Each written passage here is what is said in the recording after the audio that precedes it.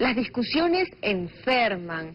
Hay que tener mucho cuidado con lo que hacemos en nuestra casa, en nuestro hogar. El tema de las energías cuenta mucho. Si nos ponemos a discutir, vamos a cargar este ambiente donde vivimos definitivamente. Y no solamente hablando del ambiente, sino también de la familia que nos rodea, nuestros hijos. Luciana Stiglitz nos va a ampliar más este tema tan interesante. Ella es directora de Inner Healers. Buenos días, Luciana, bienvenida. Buenos días, Cecilia, gracias por la invitación. Las discusiones enferman. El título del tema está clarísimo. Está buenísimo, sí, está buenísimo. Me pareció muy interesante el tema en sí, porque es cierto, las discusiones, digamos, esos desencuentros constantes que tenemos, nos enferman. Cuando nosotros nos comunicamos, lo que estamos haciendo de alguna forma es transmitir lo que para nosotros es nuestra verdad a la otra persona. Y cuando no logramos una resonancia en la otra persona, nos sentimos mal. Así no nos afecta en ese momento físicamente, nos sentimos mal.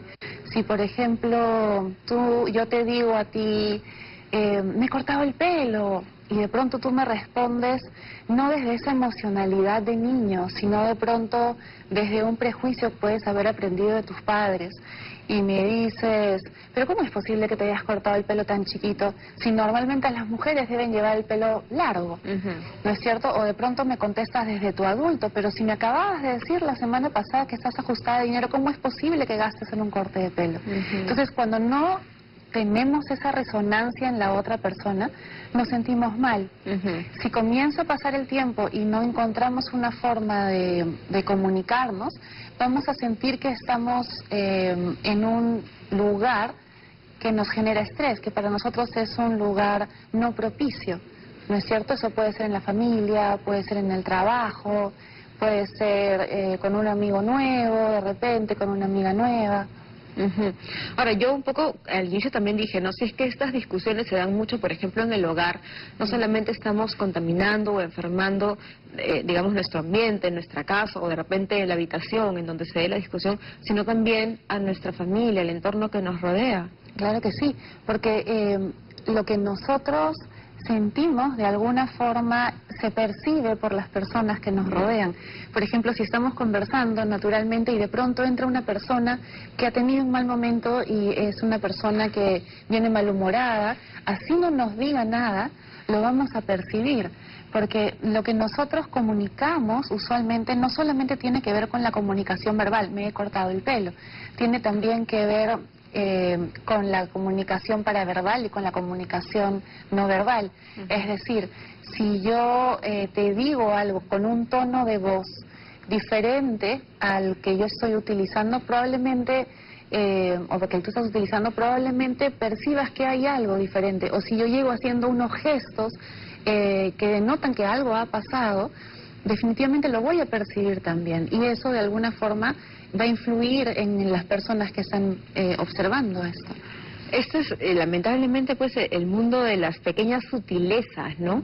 Es un poco difícil, inevitable, difícil, no manifestar a veces cosas que de repente no queremos decir, ¿no? De repente elegimos el tono equivocado para expresar algo, de repente sin la intención, ¿no?, de hacer daño a la otra persona. Y por otro lado también no podemos medir cómo va a tomar o cómo va a interpretar esta otra persona las cosas que yo le estoy diciendo, ¿no?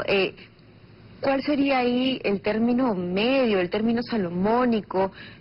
¿Cómo podemos hacer para evitar que salgan estas sutilezas que hacen, pues, que se genere una discusión? En Inner Healers estamos trabajando unos círculos de diálogo que nosotros llamamos círculos de diálogo desde el corazón, porque enseñamos a las personas cómo comunicar esta verdad de la que hablábamos al principio desde el corazón, a través de nuestra voz.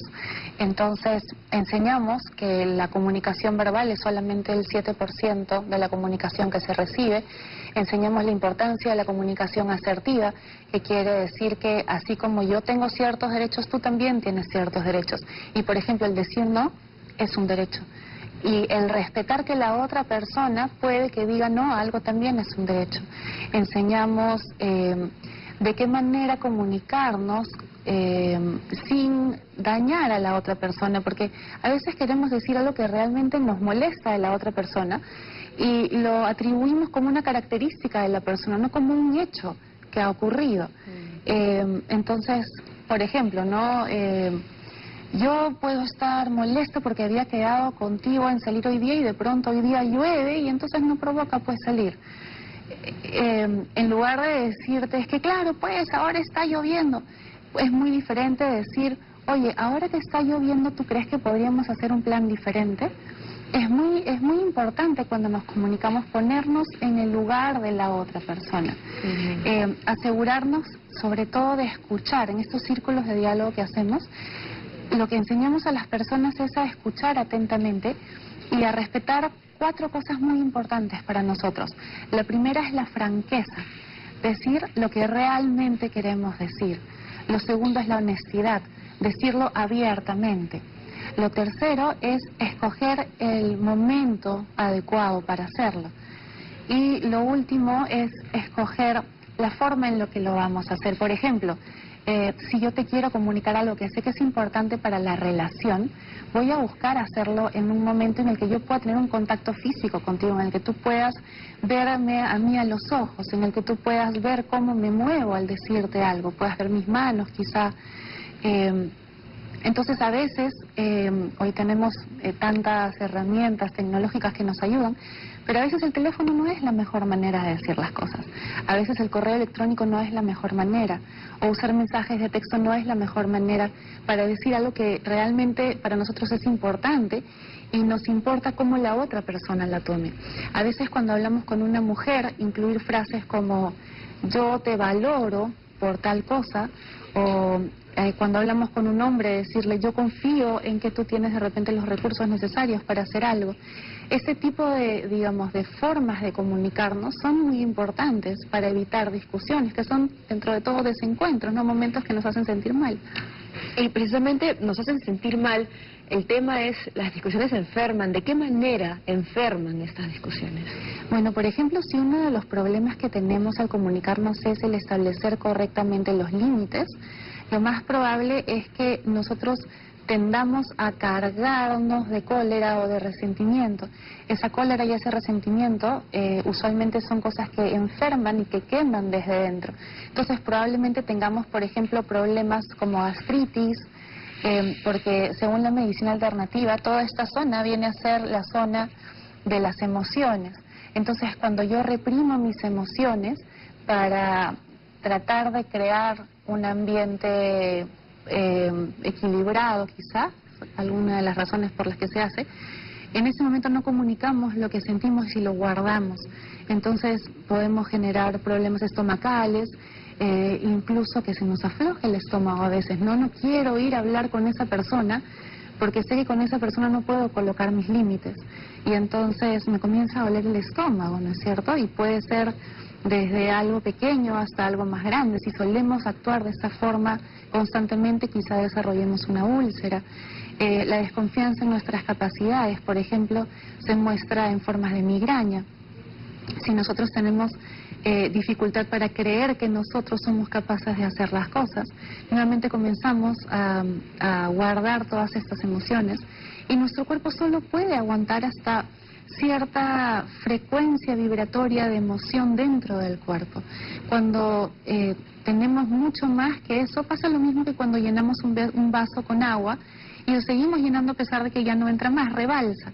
Entonces, en ese momento, si no encontramos o si no sabemos cómo esas emociones llevarlas hacia afuera, ¿no es cierto?, transmitir nuestra verdad, que en ese momento es una sensación de incomodidad o de malestar o de molestia quizá. Lo que sucede es que el cuerpo se enferma. Entonces, dentro de las cosas que hacemos en Inner Healers también tenemos un taller de manejo emocional en el que le enseñamos a las personas cómo transmitir estas emociones de una forma saludable. Por ejemplo, si yo estoy muy molesta, no me voy a molestar contra ti. Yo saco hacia afuera mi molestia, mi cólera, mi rabia, pero no la dirijo hacia ti. ¿Y cómo se logra eso? ¿Cómo puedes sacar, digamos, tu enojo, tu molestia, si no está dirigido a algo? Porque lo que hacemos es trabajar sobre el hecho que nos molesta, no sobre la persona que en ese momento está haciendo el hecho. Entonces, en lugar de decirte, tú eres zambacanuta, ¿no es cierto?, en una discusión, lo que hacemos es enseñar a las personas a decir zambacanuta, a sacar a través de la expresión verbal la emoción sin dirigirla a ti, sin decirte, sin personificar la emoción que yo siento, porque esa es mi emoción, de acuerdo a la percepción que yo tengo de lo que está sucediendo. Entonces, digamos, ayudaría el hecho de repente golpear a algo, no sé, tener pues como un saco de box y darlo, o sea, ese tipo de cosas funciona. Sí, es importante, pero también es importante el contexto en el que está sucediendo.